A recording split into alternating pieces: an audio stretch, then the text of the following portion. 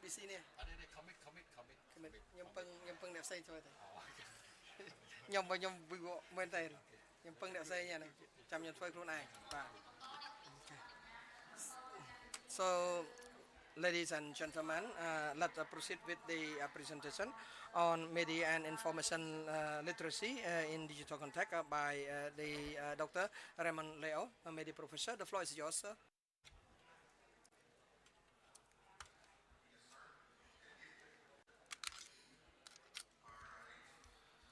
អរគុណហើយសូមអរគុណបាទហើយសូមអរគុណចំពោះគណៈអធិបតីអាដាមលោកស្រីទាំងអស់បណ្ឌព័ត៌មានជាពិសេសគឺសូមគោរពចំពោះវត្តមានអាដាមខៀវកញ្ញរិទ្ធរដ្ឋមន្ត្រីក្រសួងបាទព័ត៌មានអាដាមលោកស្រីភ្ញៀវកិត្តិយសមកពីកម្ពុជានិងភ្ញៀវអន្តរជាតិក៏ដូចជាបាទសមាជិកការនៃអង្គសិក្ខាសាលាទាំងមូលខ្ញុំពិតជាមានកិត្តិយសណាស់ហើយខ្ញុំគិតថាសម្រាប់បទបង្ហាញរបស់ខ្ញុំនៅពេលនេះហើយកម្មវិធីសិក្ខាសាលានេះគឺជាកម្មវិធីដ៏ល្អមែនទែនជាពិសេសនៅពេលដែលខ្ញុំទទួលបាទលិខិតអញ្ជើញក៏ដូចជារបៀបរយៈខ្ញុំពិតជាមានអារម្មណ៍រីករាយមែនទែនបាទរំភើបមែនទែនចំពោះប្រធានបទដ៏មានសារៈសំខាន់នេះផងដែរព្រឹកនេះគឺថាវាគ្មិនរបស់យើងបានគូសបញ្ជាក់រួចហើយទៅលើចំណុចសំខាន់ជាច្រើនមានន័យថាបាទខ្ញុំ Dr. Raymond Leos Vice President of Academic and Student Affairs at American University of Phnom Penh. I've been here in Cambodia.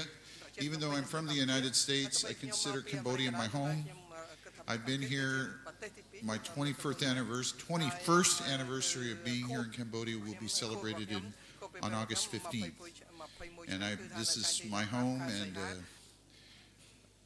I love this country, and I'm very honored to be involved in its development and assisting in many things here, not just in the education sector, but also on other issues related to media and access to information.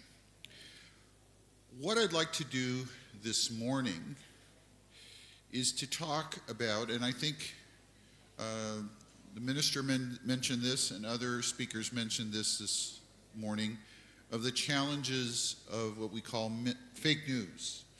That's a term that has been becoming part of our vocabulary or terms over the past, I would say, 6 or 7 years. It's now become a common thing that I think most people have heard. Now, whether people understand it is another matter, but people have heard it. And the issues of misinformation and disinformation. Now, I only have a little less than an hour, and I don't want, this is a course that I can teach in one academic term. So I'm going to skip a lot of things and summarize a lot of things. The issue is a lot more complicated than I would present it today, but at least I can give you a general overview of what I see are some of the issues. Now, of course, some people may disagree, but this is how I see it, and I'm going to refer to other experts and writers who have written about this. Remember, this issue is not necessarily a new issue. People have been writing about this in the past. I'm also going to talk a little bit about the difference. There is a difference because we use the term media literacy and information literacy together. And yes, they have to work together. But I want to maybe, and I know we have some journalists in the audience, talk about some of the differences and how you use them together to be effective and to avoid the challenges of what we call fake news, misinformation, and disinformation. I want to start with this cartoon that I saw. I actually picked it up on the internet, but maybe some of you have seen it. You have two people here. We have this professor, experienced professor, who is, an expert in science and astronomy, math, physics, philosophy, and of course has a great deal of life experience and can provide perspectives and analysis. But no presence on TikTok. Then we have the young man who is what we call, and maybe some of you have already heard the term, influencer. Social media influencer. And an influencer, and there's a lot of them here in Cambodia, are people who get on social media and they are personalities. And people follow them, not only on Facebook, on Instagram, on TikTok, and other platforms. And rightly or wrongly, these followers consider them a form of an expert. And their reach is much greater. Their posts often become what we call viral. So what we have here is this young man has no experience in science, no experience really in life, no wisdom to the extent that he's still a young man. But unlike the older professor, he knows how to use TikTok. And the kind of subjects that the professor explains, which is issues related to science, it's not something that sometimes you can explain in 30 seconds. Because the subjects that he talks about can be very complicated. But yet, on TikTok, and again, I don't know exactly how long you have. My students use it, of course, and maybe you use it, or some of you, your friends or children use it. It's short, and you make a point in a few seconds. Now, some of it can be funny, some of it can be interesting, but to communicate views on TikTok on complicated issues, this is the challenge we have. Because as the minister mentioned, issues we have to deal with analysis, careful analysis, and quick 30-second takes, as we call them. Takes meaning bits of opinion or points of view, may not be sufficient. So I just saw this as an interesting example. And as journalists, we have to look at that when we want to quote or source out experts on a particular subject. The influencer may have people who know him or her, but not enough in terms of the background knowledge. Now, we have this, one of my favorite quotes from Lao Tzu, who the ancient Chinese philosopher. And Lao Tzu said, the truth is not always beautiful, nor beautiful words the truth. Hannah Arendt was a very famous German-American political theorist. She was a refugee from World War II. She wrote a classic book called The Origins of Totalitarianism, but she wrote a lot on the ideas of lies and truth. And in her earlier writings, she looked at how the Nazis used falsehoods as truth. And Dr. Arendt, in her article "Truth in Politics," which she wrote shortly before her death, she says that the blurry, I think when you're like taking a picture, the things are not sharp, not clear. And what Dr. Arendt wrote is sometimes, and we're dealing with it here, there's a clear line between facts and opinion. But it's changing. And even in 1967, it was changing, where there's clearly opinion and facts. And what she is saying, the blurring, where the division between truth and opinion belongs up many more than lying can assume. Because if it continues to not be clear, then this is where lies can come from.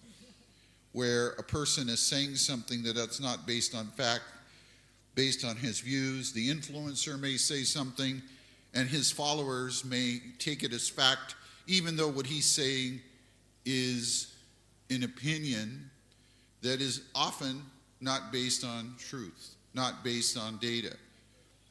But because he's very charismatic and easy to understand and maybe attractive, what he says becomes truth, even though it may be a lie, an untruth.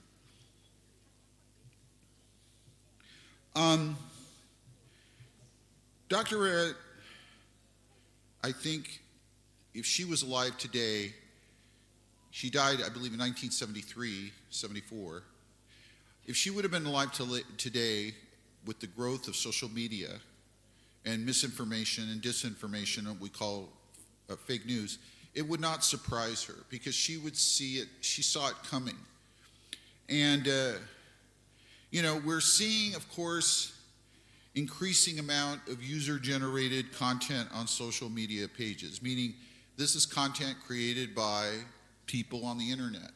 It's not just companies or organizations or government bodies, it's coming from users.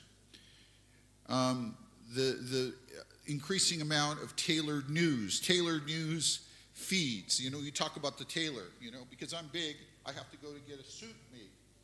They have to tailor, right, for my size. When we talk about news tailored, we're talking about news that is tailored to what their viewers, what the people who follow that site want to read, So if I want to get a suit, I have to get a tailor to measure me to get me a suit that fits me. Well, news-tailored sites, they're creating news for who their followers or who their people are following and who their people want to, the news they want to hear or they want to read. That's what we call tailored news feeds. That have substantive points of view, political interests, philosophical interests. They've created an environment in which any assertion can create facts.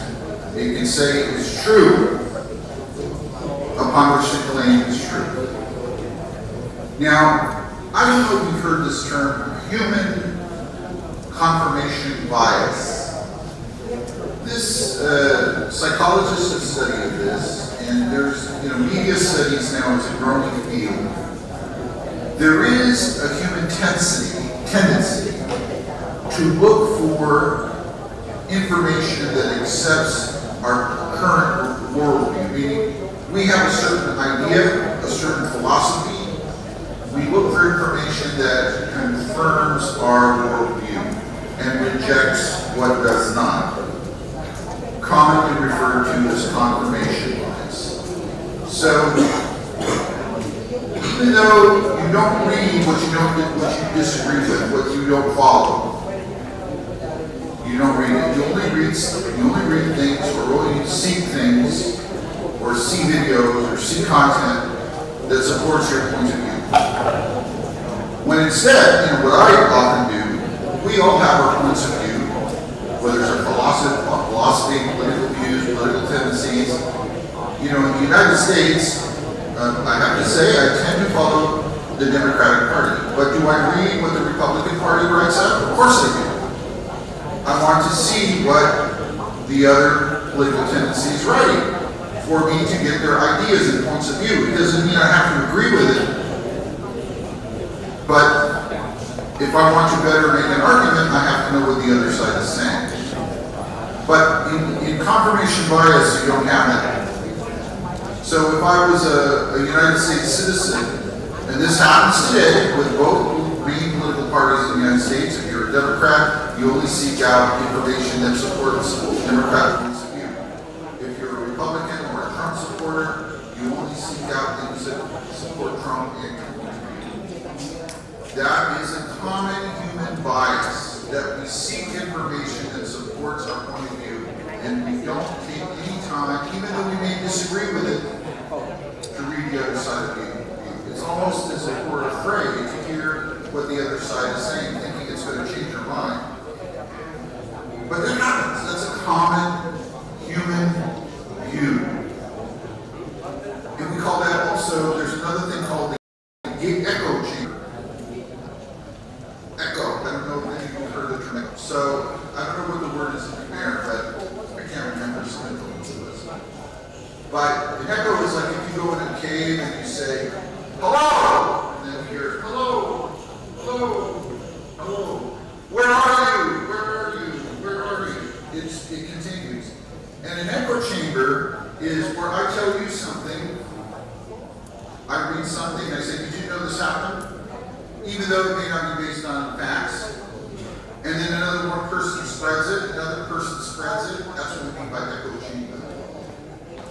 And nobody bothers to check whether what I said was true or not. Well, maybe some do. But if you're friends, often that happens. You just spread the echo. We also have, in the current time, reduced influence of gatekeepers. So when we're talking about journalists, in the old days, we just had newspapers, television, we had editors, right, in a newspaper, who would look at content, have to put together a newspaper every day, and look at the content, look at the stories that the journalists have written. And a good editor will say, well, I see this part of your story. Do you have a source for that? A good editor will do that. What's the source for that? Do you have a source? Now we don't have that. We have no gatekeepers. In journalism, there's people who can call themselves a journalist. It happens. We have the term citizen journalist, which I have kind of conflicting points of view about it, where, people who may not have a background and may not be an expert put things on the social media because no one stops them. I mean, there can be blockage if there's inappropriate behavior, but generally, if you go to Twitter, if you go to TikTok, if you go to Facebook, it seems like everybody's an expert. Well, I shouldn't say everybody thinks they're an expert, but it happens because there's no editor. There's no someone to test, to check what is written. So when my students send me a paper to read and I grade it or I look at the first draft, I will do that. What's your source? How do you know that? Is there another point of view? And then the student has to go back and rewrite. But in social media, you don't need to do that. You can post it. I can go on social media now and post something. I don't have an editor. I don't have anybody to look at it. Okay? I know maybe you've heard the term gaslighting. Gaslighting is, maybe you haven't, but it's not a term of censorship, but it's a term to make people believe or doubt the truth. They begin to doubt their own truth. Where, a person can say the election in the United States, you probably, those of you who follow the politics in the United States in 2020, the election was stolen. There was no evidence of that. But it was beginning to change people's minds. Some people were having well, maybe it was. Maybe what I'm thinking, what I'm assuming is not true. Maybe there was fraud. And that injects that doubt in people. So the combined future of these effects creates an environment which confuses us. It affects our ability to form a judgment. It's significantly weakened. I want to go back to Dr. Arendt when she wrote that strength of judgment and wisdom in a society comes from our ability to come together with our differences, and through discourse and dialogue with each other, we form a judgment. that a judgment of what is true and what isn't comes from discussion, but ultimately society agrees on what is truth, what are facts, and what are opinions. And sadly, I think we've lost that. Not completely, of course, but if you look at social media, this general agreement of what's true and what isn't, sometimes there's no consensus. Even if, in the past, even to have people had different political or philosophical tendencies, they would agree that, okay, that's true. But now, you're starting to lose that. Here's another very famous early media scholar, Marshall McLuhan. McLuhan was one of the first scholars who studied the effects of media. He's a Canadian man, and a lot of what Dr. McLuhan wrote, and you can find a lot of his work online. It's like Hannah Arendt. They lived long before the internet came, social media came. But they're almost like a prophet. They're almost like a prophet. They were able, if they were writing about things then that are coming true today.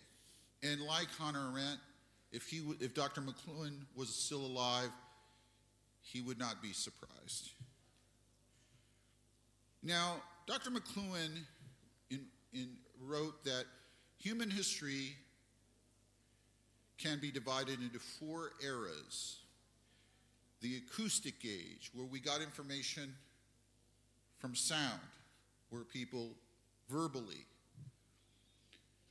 Then we have the literary age, where people started writing.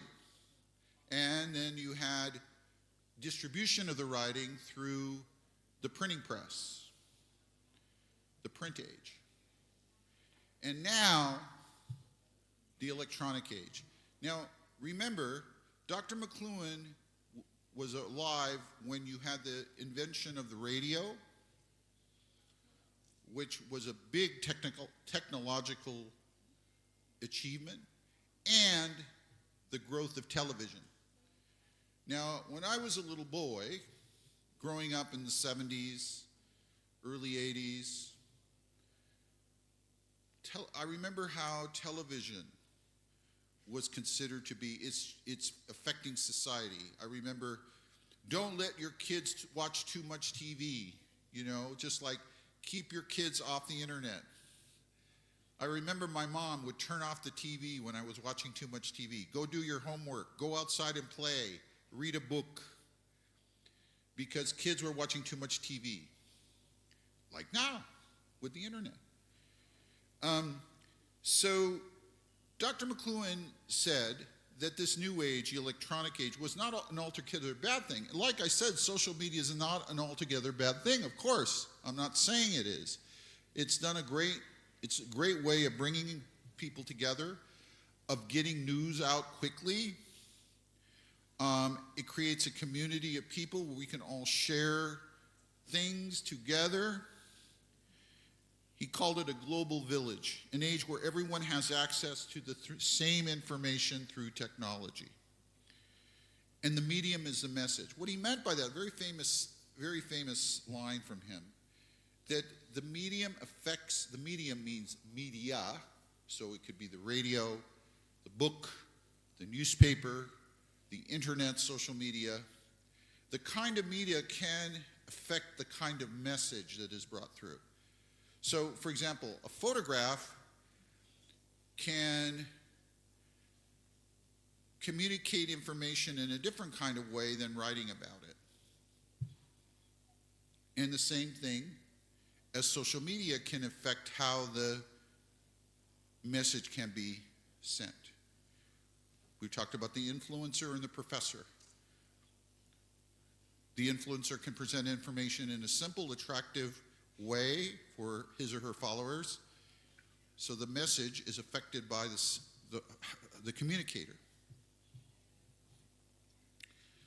So, moving on from Dr. McLuhan, we all know, we've all heard the word fake news. It can mean different things to different people. but generally, we refer it as those news stories that are false. The story itself is made up. The story has no facts that can be it can be backed up, no verifiable facts, sources, or quotes. It is designed sometimes to mislead the reader. Or maybe you've heard the term clickbait.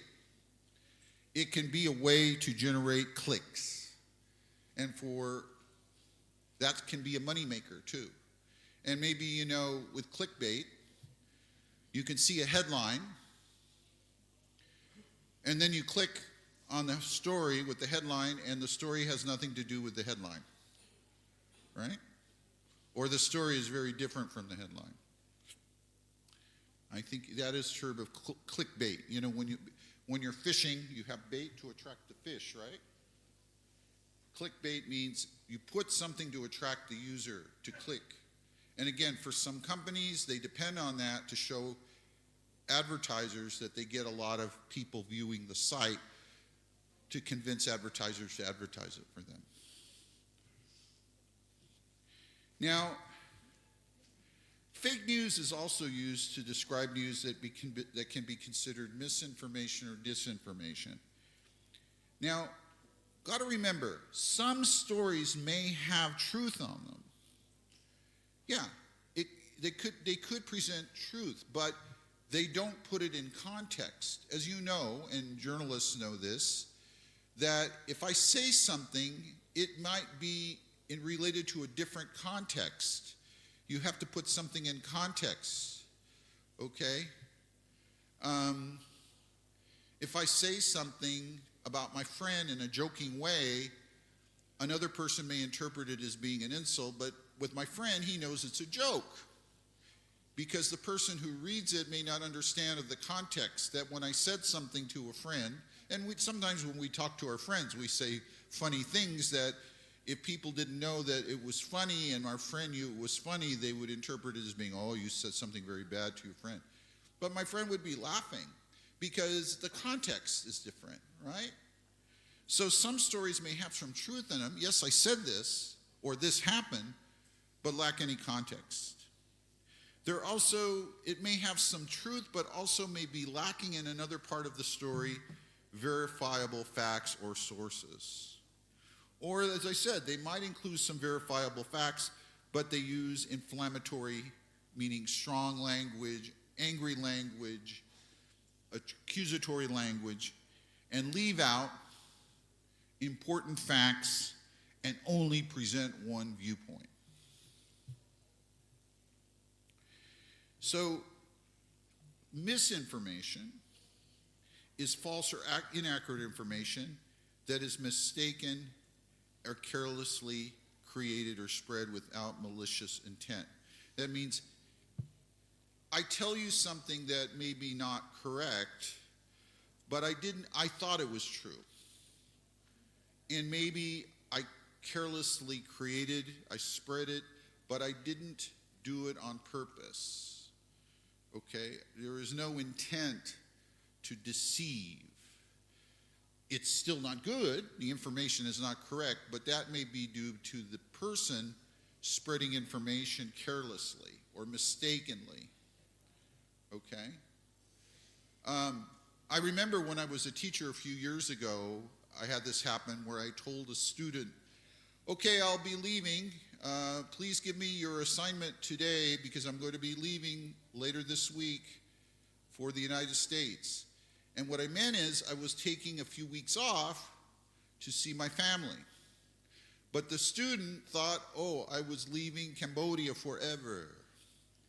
And within a week, less than a week, students were coming into my office, some of them crying, teacher, you're leaving Cambodia, are you leaving us? No, I am leaving Cambodia, but only for a few weeks.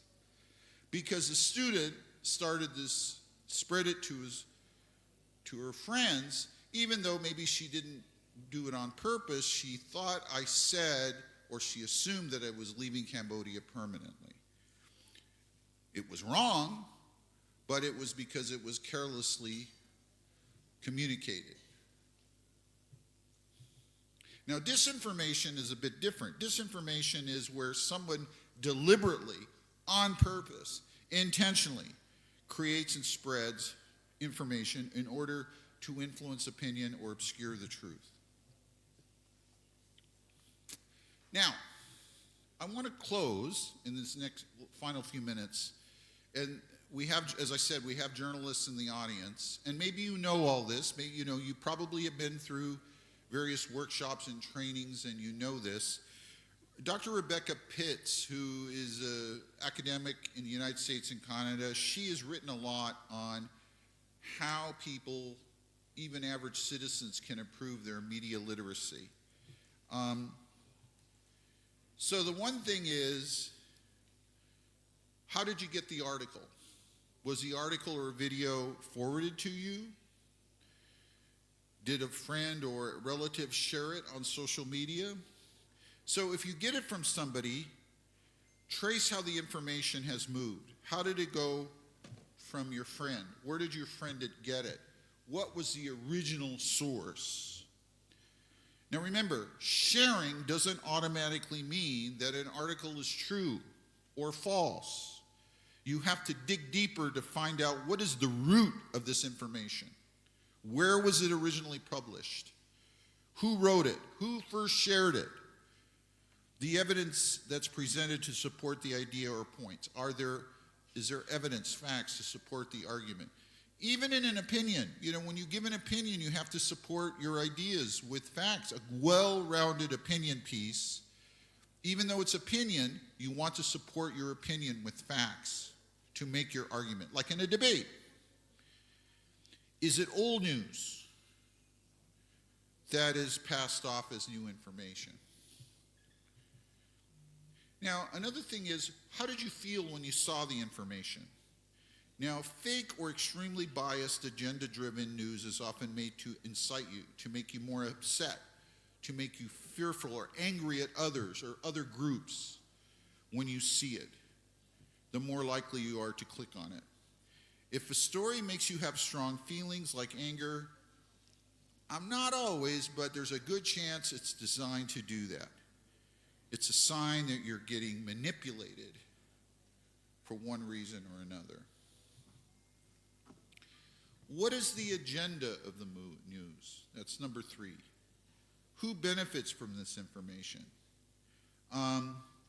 Look at the name of the website or media company that published the piece. If you're not familiar with the company or the organization, you can usually find this information on search engines. But don't just search it one time, because even on Google you can get bias. So you have to do your checking. Does it have an agenda, a specific point of view? What about sponsored content that you get on Facebook and Twitter? And I know I get it a lot. I get a lot of sponsored content on Facebook that I didn't ask for, but it's like paid content. It can be a form of advertising, even propaganda. Now, another important thing is, have you checked your bias, your own bias? Fake news isn't just news with which you don't agree.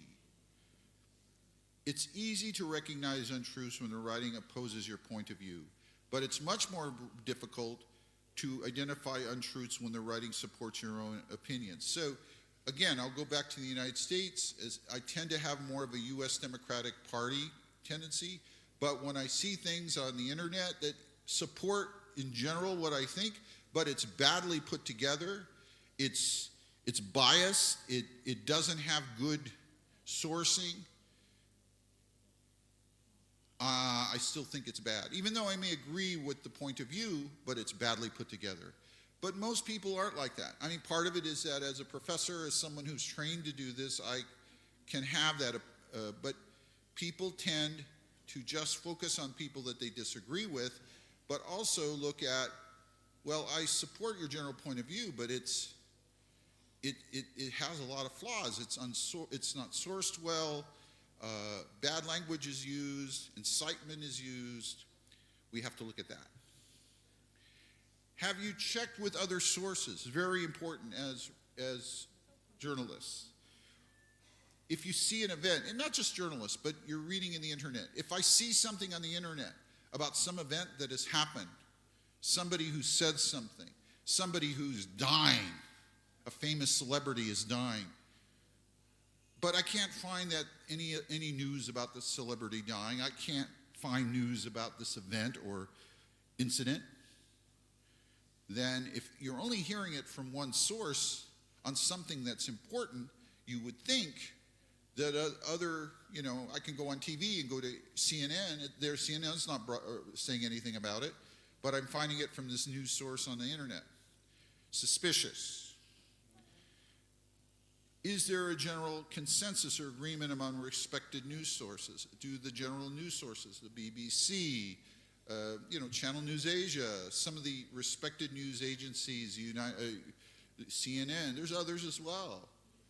Others in Asia and in China and in Southeast Asia and the United States that are very well respected news sources.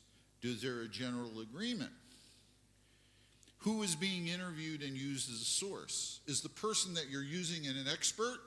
I see this all the time. People are called experts, but they don't really have the necessary background. A lot of people get quoted because they say interesting things. They say maybe insightful things. They're just available. There's people like to do that. They like to promote themselves because that helps their presence on the internet, because their name starts to be known. So is this person got the qualifications? All right? So if you're asking, a soccer manager, or quote, a famous soccer manager about soccer strategy, football strategy, okay.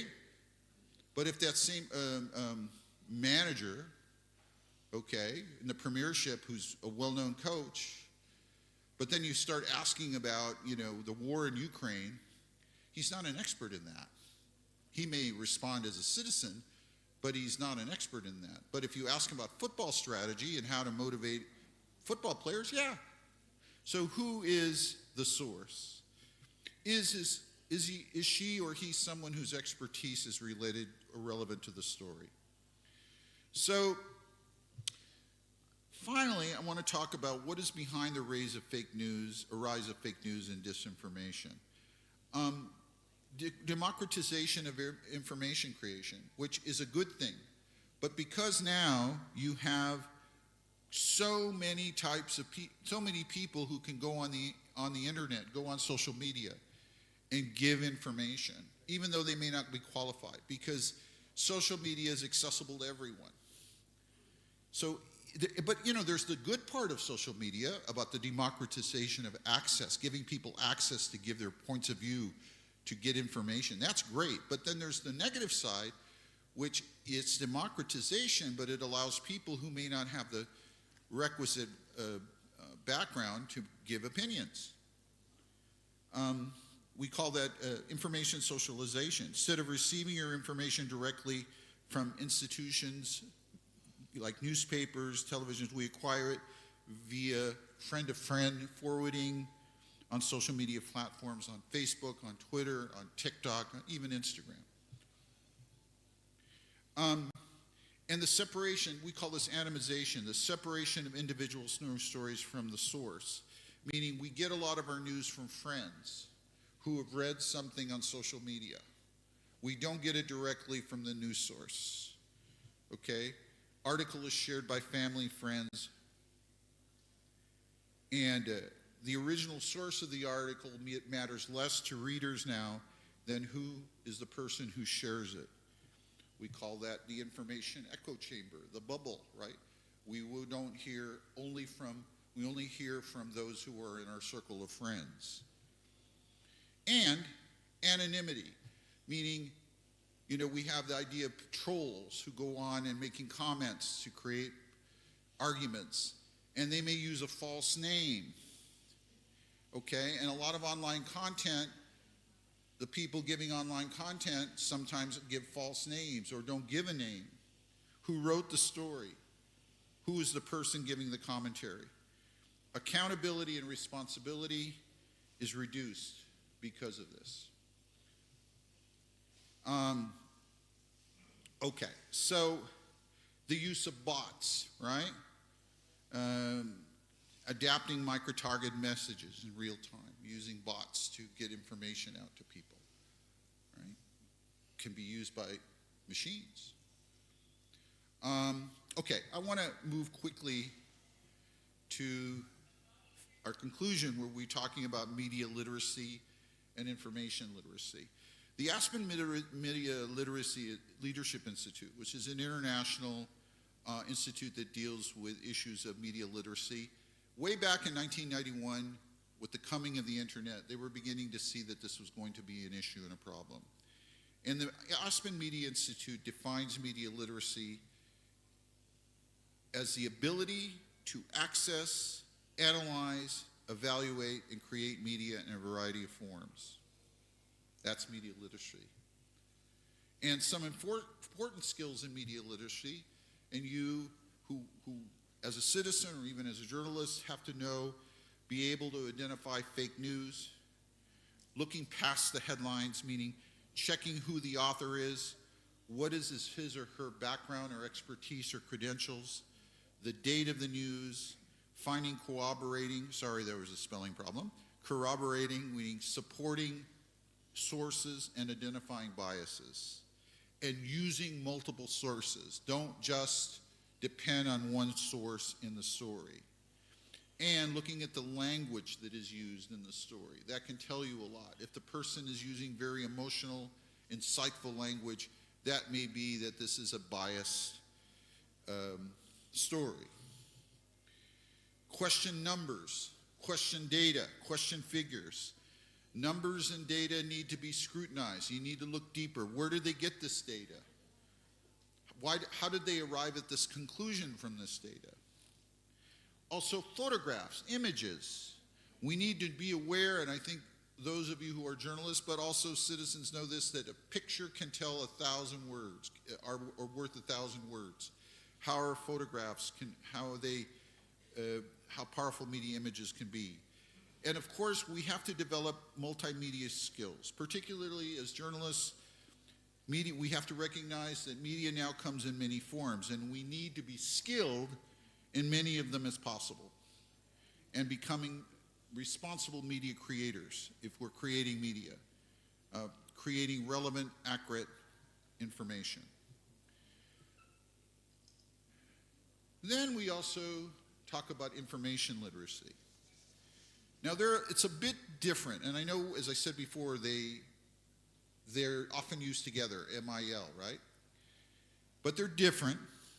The American Library Association, and there's other libraries in Europe and in Asia that share similar definitions.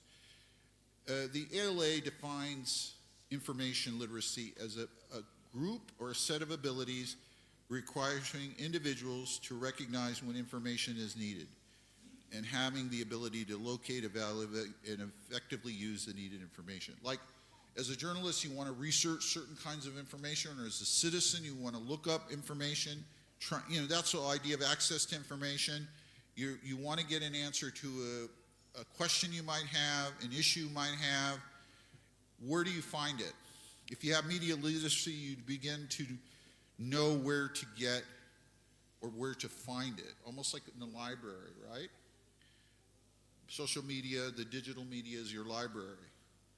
So, obviously people can use the search engines first. That's an easy way to use.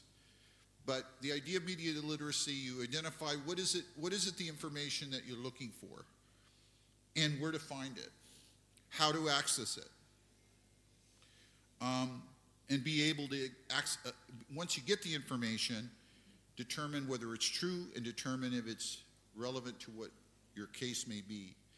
And also organize.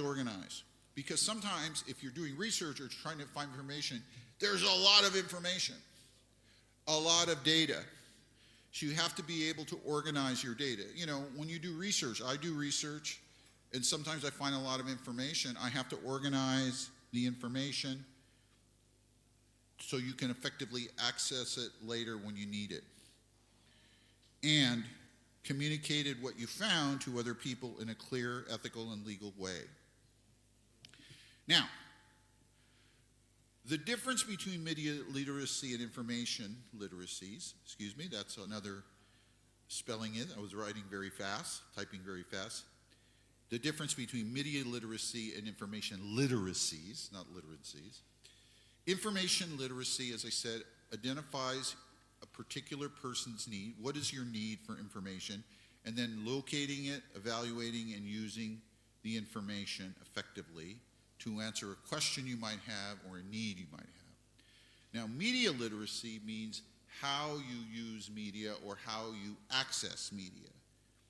It's related more to media content. Information literacy is not just media, it's where you find documents, you know. As I said, access to information, finding documents, finding information, doing your own research. But sometimes in research, you also have to access media related to media content. Information literacy covers where to find and evaluate the information and how to use it. Media literacy, on the other hand, covers how media works and introduces its different forms. They're different, but ultimately, they have to work together. You have to develop that skill, or what is the information that I need, and where can I find it? And then you may have to use media to help you find it. Or you may look up something, like when I'm doing research on something, and I do historical research, I'm looking at original documents, but it's also interesting to see what the press was saying during this event that happened. Okay? And you can access that. Of course, in the period that I am researching, there wasn't an internet, but there's still evidence of newspaper articles, archives that you can access. So, in closing, what does this all mean? It's complicated. That's all I can tell you. But I think today at least I can give you a general overview, general practices to be able to navigate or drive through a complicated environment. Social media has done a great deal for us. I know as a professor, Cambodian students have been benefited by it. Cambodia has been benefited by it, of course. But we also know there's another side that has not been helpful. Like many technologies, it's how you use it, right?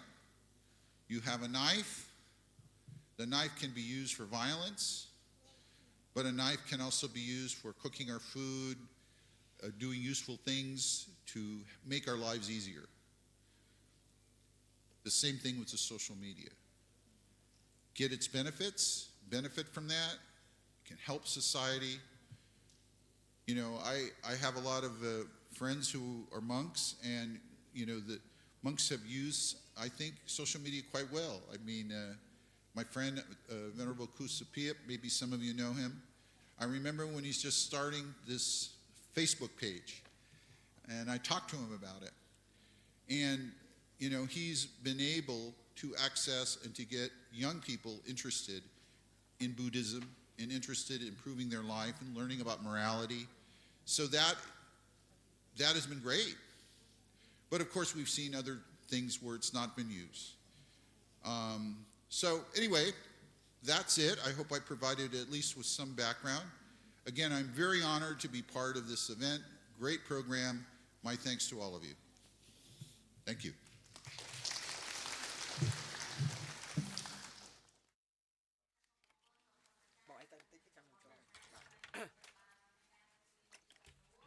Thank you so much, Professor, for your comprehensive presentation. If you have any questions, well, toward the end of the session or this afternoon, so yeah, you may ask questions. Next, we're going to proceed to the next talk from China. Yeah, our Chinese counterpart. So, can I ask the team to bring the podium a bit closer? Yeah, this is a discussion type talk, and if you have any comments or inputs or experiences to share, you may do so in this next session. This session will be conducted by Mr. Chu Sang-chong, who is the Planning and Cooperation Office of the Information Ministry, China, People Republic of China. Please, you have the floor, sir.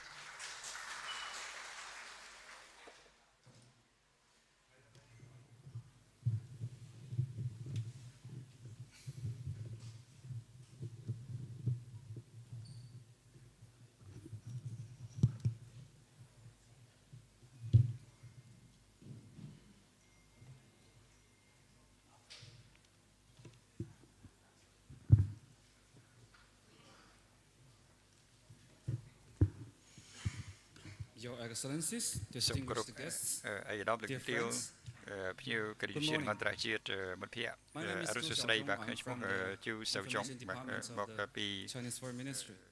យុគឋានព័ត៌មានបាទនៃ It gives me ក្រសួងព័ត៌មាន great ចិន pleasure បាទអញ្ចឹង to attend គឺ today's ខ្ញុំមាន lecture. សេចក្តីរីករាយដែលបានចូលរួមនៅក្នុង And សិក្ខាសាលានៅ from ថ្ងៃនេះហើយក៏ដូចជាចូលរួមជាមួយ Lanzhou countries in the beautiful Sihanoukville Autonomous Port to have an in-depth exchange of views on jointly combating fake news and disinformation.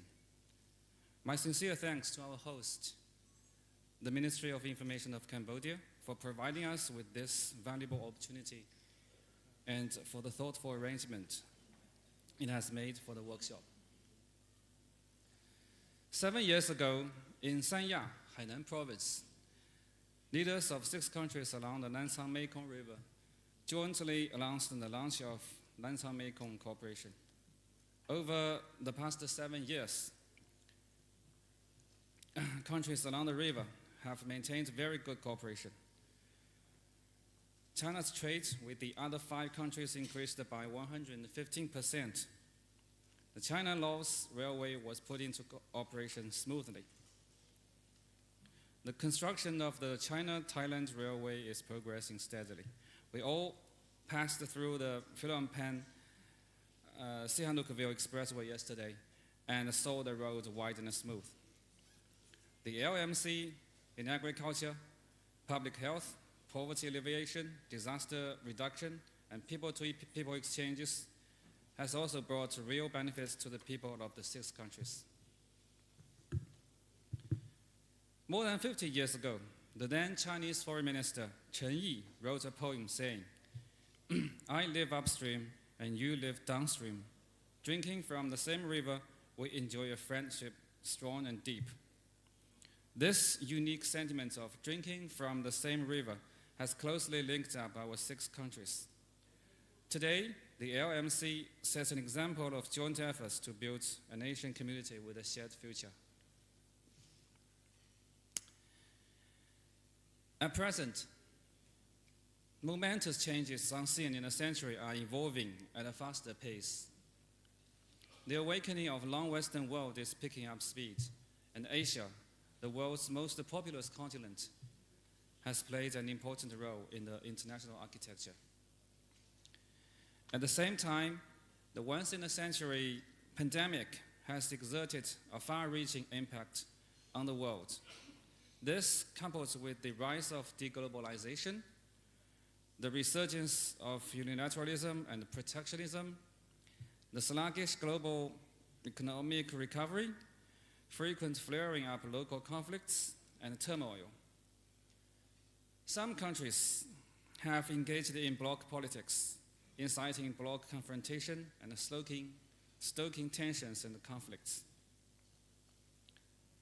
The microphone of international media is still firmly held in the hands of the US-led West, who are in control of almost all the major news communication systems and social media platforms in the world.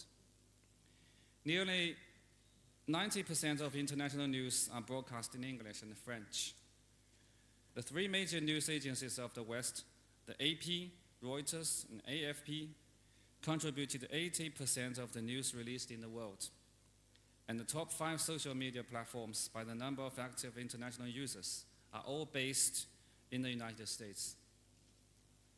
And the advancement of science and technology, especially the rise of AI applications, has exacerbated the digital divide between the North and the South, fueling the abuse of social media as a tool and a weapon to target others. Meanwhile, developing countries, who account for more than 80% of the world's population and contribute more than 70% of the global economic growth, are marginalized in terms of media outlets, not having a voice comparable to their international standing. Some people in the world have exploited the above-mentioned environment to wantonly fabricate disinformation and smear and attack China and other developing countries.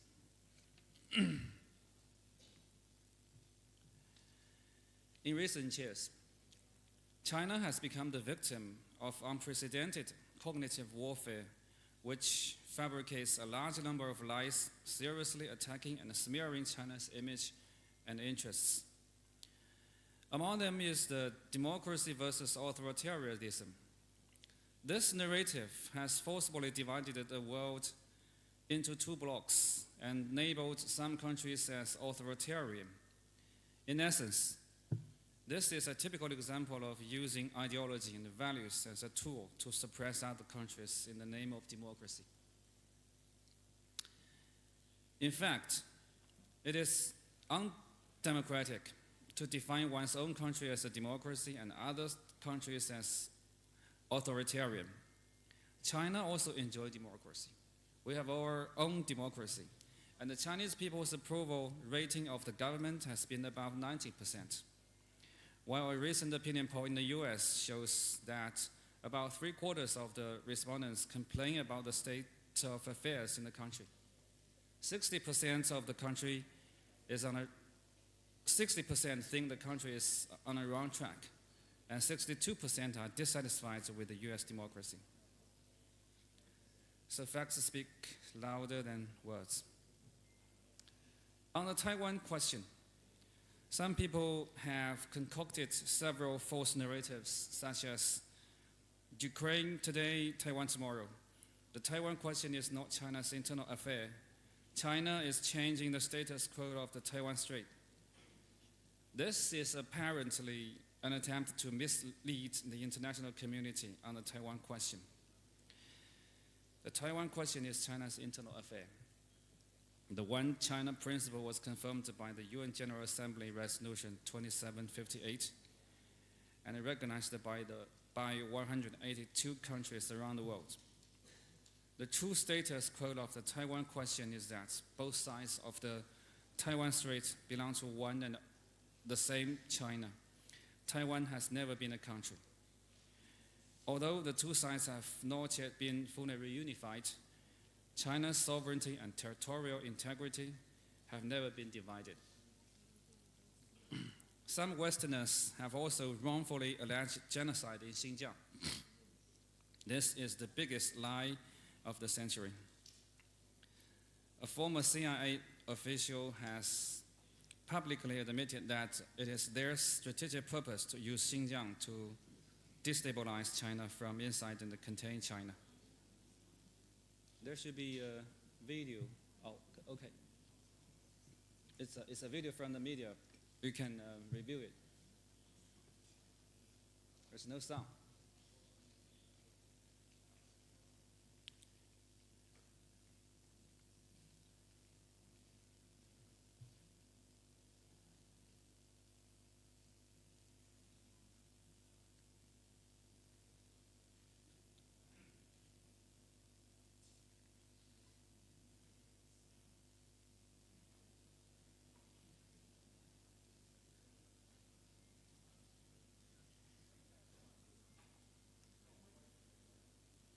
Okay, there's no sound. The essence of Xinjiang issue is about counterterrorism. It's not an ethnic, religious, or human rights issue. During the past 60+ years since Xinjiang Uyghur Autonomous Region was established, the region's economy has expanded by 160 times. Its Uyghur population has jumped from 2.2 billion to about 12 million. And the average life expectancy there has increased from 30 to 74.7 years. How can anyone in the world call this a genocide? Similarly, the disinformation of forced labor in Xinjiang is also a nonsense. Its real purpose is to maliciously suppress cotton, tomato, solar, photovoltaic, and other advantageous industries in Xinjiang, thereby undermining the prosperity and stability of Xinjiang region. On the Hong Kong issue, during the disturbance of the proposed legislative amendments in Hong Kong in 2019, there was a wild circulation of slanderous disinformation ranging from arbitrary arrests to dirty cops committing evil crimes. The rumors were intended to embellish violent crimes taking place in Hong Kong as a noble cause. Thereafter, some anti-China forces launched an all-out attack on China's law on safeguarding national security in the Hong Kong SAR, clamoring that Hong Kong's high degree of autonomy is dead and this is the end of Hong Kong. In fact, with the successful implementation of the national security law in Hong Kong, the city has entered a new stage where it has restored law and order and is set to thrive.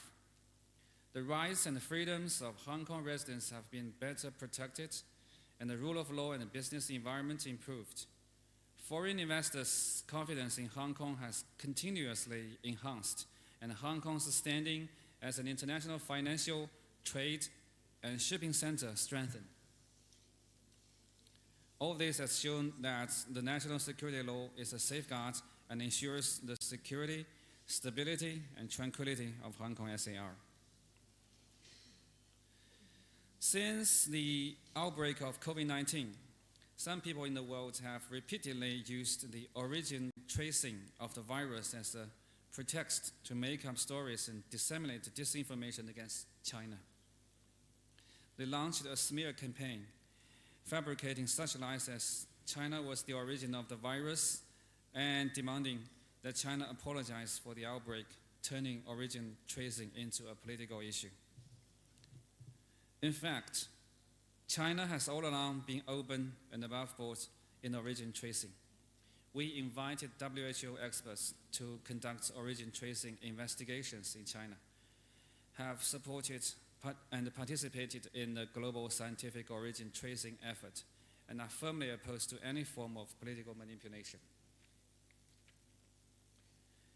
Following the outbreak of Ukrainian crisis, disinformation like China has prior knowledge of Russia's special military operations, and China is planning to provide lethal aid to Russia, including weapons and ammunition, are spreading constantly. Actually, China stands firmly on the side of peace and dialogue and has all along upheld an objective and a just position, actively promoted peace talks. China is not the only victim of the disinformation campaign. Many countries have suffered a lot from it. For example, in 2003, the then US Secretary of State, Colin Powell, presented a test tube containing white powder at a UN Security Council meeting, claiming that it was the evidence that Iraq was developing chemical weapons. Subsequently, the US-British coalition forces launched the Iraq war using this as an excuse. However, the US and the West have so far failed to produce any evidence of weapons of mass destruction in Iraq. For example, in order to further boost public support for the Iraq war, the US military fabricated a heroic story of a female soldier, Jessica Lynch. It goes like this. Lynch was ambushed on a battlefield in Iraq. She stood her ground and fought until she was captured. She was subjected to inhumane tortures and ultimately rescued by US Special Forces. However, the true story was Lynch did not fire a single shot during the war. She got seriously injured in a car accident. It was the Iraq medical staff that rescued her and treated her carefully. They also contacted the US military, asking them to pick her up. Lynch herself testified in the US Congress, admitting that her so-called heroic deeds were all fabricated by the US military. She said that she did not want to accept fake honors. After telling the truth, she also revealed that she had been receiving threatening emails in the US for several years running. In 2014, the US launched an airstrike on Syria, citing intelligence reports as evidence that the Syrian government had used chemical weapons. However, it turned out that the so-called evidence was just a staged fake video by the Syrian Civil Defense. It's an NGO, also known as the White Helmets.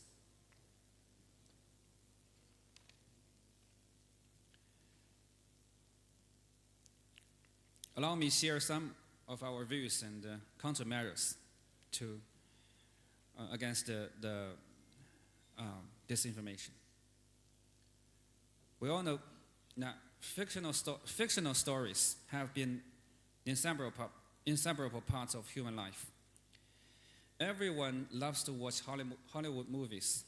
They tell stories of the good prevailing over the evil and heroes defeating the villains and saving people from sufferings. However, people should not transfer this binary value system from books and movies to reality. Some Western media outlets depict China as the evil and portray their countries as the superhero. By attributing original sins to China, they are trying to make a case that everything China does is bad and aim to transform this adult's fairy tale into a self-fulfilling prophecy. How do Chinese people view the world? We always seek truth from the facts. For example, some Westerners see Xinjiang issue as a conflict between the Han people and the Uyghur ethnic group as a result of flawed ethnic policies. But the Chinese people see them essentially as fighting terrorism. Different judgments on the nature of an issue often lead to totally different media coverage and narratives. Many Westerners' perception and views of China are very subjective in the first place and therefore illusory. This is the root cause of the disinformation about China. By resolutely fighting disinformation, we are committed to writing an objective and accurate Chinese history. This is a task of paramount importance. To that end, we have made the following efforts. First, firmly refute disinformation against China. Since September 2011, the Chinese Foreign Ministry has held routine press conferences every working day, making it the only foreign ministry in the world to hold daily press conference. Journalists can ask any questions they want to ask during the press conferences, and we do our best to answer each one. Last year, we held a total of 241 routine press conferences and answered over 3,600 questions. Through these press conferences, we have waged a determined fight against disinformation, exposing and refuting the lies fabricated about China and reveal the truth. For example, in refuting the so-called false neighbor report in Xinjiang by German researcher Adrian Zenz, we pointed out that the report was based on an unsubstantiated article by a Turkish media outlet with close links to extremists. We pointed out that Zenz claimed that 70% of Xinjiang's cotton fields were still picked up by hand, runs counter to the fact that over 85% of Xinjiang's cotton was harvested mechanically. There should be video, but without sound. Okay. We also held press conferences on Xinjiang-related issues, inviting officials and individuals from Xinjiang Uyghur Autonomous Region to attend. They pushed back strongly against the Zen's so-called Caracas detention list, pointing out that most of the 311 individuals named on the list were residents of Caracas County enjoying a normal life, and they were outraged when they learned of the list and came forward to tell the truth. Thanks to the evidence presented, Adrian Zen's truth identity as a pseudo-scientist without any academic integrity has been brought to light. The Chinese media have also been active in exposing and countering false information. In recent years, they have published dozens of lies and truth reports. This kind of reports thoroughly debunked lies and fallacies with abundant data and cases, and presented China's views and facts, attracting worldwide attention. This practice has proven to be so effective that some Western countries have picked it up. They compiled their own versions of lies and truth reports and sent us copies. Second, tell the Chinese story well. The Ministry of Foreign Affairs of China has launched a lot of public diplomacy activities to present to the world a real and comprehensive China. Recently, we successfully held in Shanghai the Lansing Forum on Chinese Modernization and the World.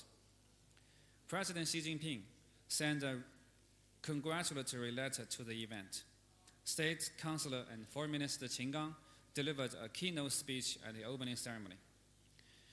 Political dignitaries, well-known experts and scholars, business representatives from 78 countries, and foreign diplomats, diplomatic envoys, and representatives of international organizations in China attended the forum. The Lansing Forum is a platform of Chinese Foreign Ministry has established to promote international exchanges. The reason that Shanghai was chosen as the venue this time is that it is the birthplace of the Communist Party of China and the vanguard of reform and opening up, and it can well illustrate the vision of Chinese-style modernization. The venue, which was the Yangtze River Wharf a century ago, now called the Meet the World Lounge. So, from here, on the huge viewing platform, the guests overlook the banks of the Huangpu River. They could feel for themselves the momentous changes in the time and the space across the country, across the century, and came to the understanding that China's path to modernization is an embodiment of China's past, present, and future. The guests highly commended and expressed their understanding to Chinese modernization path. Third, invite more visitors to China.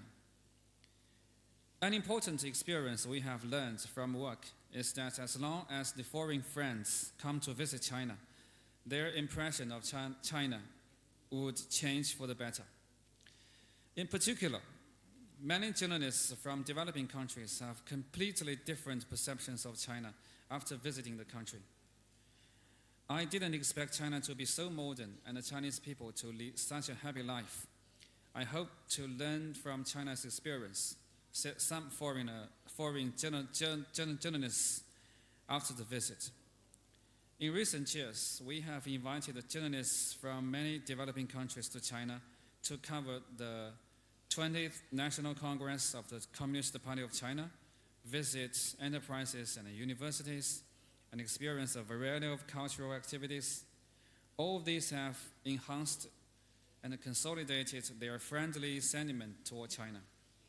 The reports they filed covered more than 40 languages and reached more than 3 billion people around the world.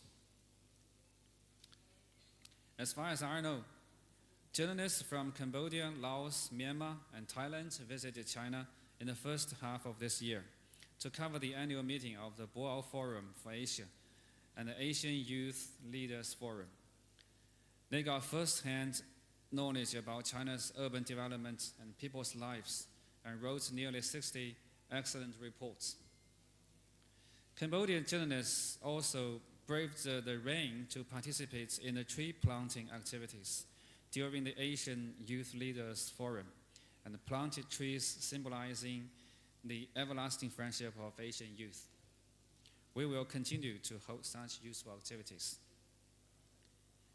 In order to counter the lies and the fallacies related to Xinjiang, we have organized several groups of Islamic religious figures and foreign journalists, experts, and scholars to visit Xinjiang to see for themselves.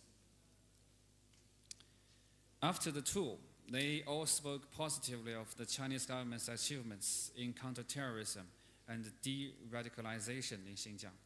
They all said that the Xinjiang they saw is harmonious and stable, with rapid economic development, rich and colorful culture, and the people there live and work happily in peace and contentment. This is fundamentally different from the Xinjiang portrayed by some Western media. Those attacking and criticizing the human rights situation in Xinjiang are distorting the facts and making an issue out of nothing. At last, I would like to share with you some suggestions on how we can jointly combat disinformation under the LMC framework. First, we must dare to defend the truth. Disinformation is the common enemy of the international community. We, the Lancang Mekong countries, have the responsibility and obligation to strengthen solidarity and cooperation and join hands to oppose and reject false information. We must see clearly that the West does not represent the whole world. They only account for 12% of the world's population. Western opinion does not represent international community's opinion, and the voices of the developing countries should also be heard. We always decide on our position and policy based on the merits of the matter itself. We actively speak up for other developing countries and safeguard their legitimate rights and interests. Similarly, when we are slandered and discredited, we also hope that other developing countries can stand up for the truth and uphold justice for us. Second, we must push forward people-to-people exchanges. As the pandemic situation stabilizes, we need to bring into full play mechanisms for exchanges in such fields as media, culture, tourism, and youth. We need to carry out a variety of public diplomacy activities to promote mutual understanding and friendship between the people. China supports the effort to ensure the success of the Lancang Mekong Adventure large-scale domestic and foreign media interview. We welcome friends from the press to come to China for more interviews and reporting. Finally, we must tell a good story of solidarity and development. President Xi Jinping has put forward the vision of building a neighborhood community with a shared future and a neighborhood policy of amity, sincerity, mutual benefit, and inclusiveness. China's modernization path will provide new opportunities for other countries, and countries in our neighborhood will be the first to benefit. The LMC is a concrete effort to build a neighborhood community with a shared future. It is also a golden model for sub-regional cooperation. We need to join hands to tell the Lancang Mekong story well by using more facts and figures to illustrate the fruitful outcomes of the LMC and the benefits it has brought to local people. We should highlight the LMC speed of making progress every day, delivering outcomes every month, and reaching a higher level every year, and demonstrate the spirit of equal treatment, sincere mutual assistance, and family-like Lantau Mekong culture. Okay, these are some of my thoughts and suggestions. I hope you will find them helpful. Once again, I wish to express sincere thanks to the Cambodian side for hosting this workshop and providing us with such a good platform for exchanges and discussions. I look forward to future opportunities to participate in such meetings and carrying out cooperation in press-related work and public diplomacy. Thank you for your attention.